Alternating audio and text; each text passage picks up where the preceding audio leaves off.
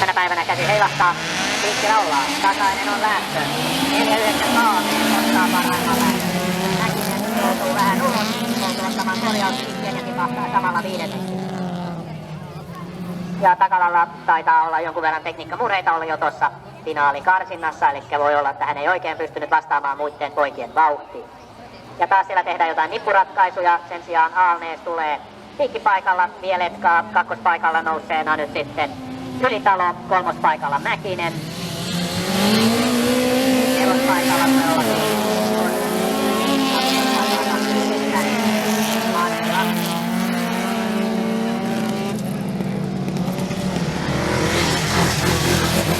ja Takalan auto kyllä näyttää vähän hyytymisen merkkejä, eli hänelle taitaa jäädä toi 6. paikka, jos ei tossa pojat tee muita ratkaisuja.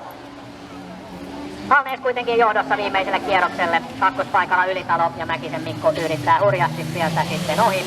Ajautuu ehkä vähän keskipääköisesti takaisin tuosta kuittaamaan tuota kakkospaikkaa itselleen. Elikkä viimeistä kertaa alalenkillä ruutulippu odottaa.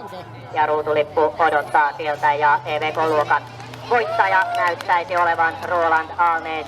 Sillä on 49 numerolla Roland Aalnees EVK voittaa, 4 numerolla Ylitalo 2 ja 92 numerolla Mikko Mäkinen 3.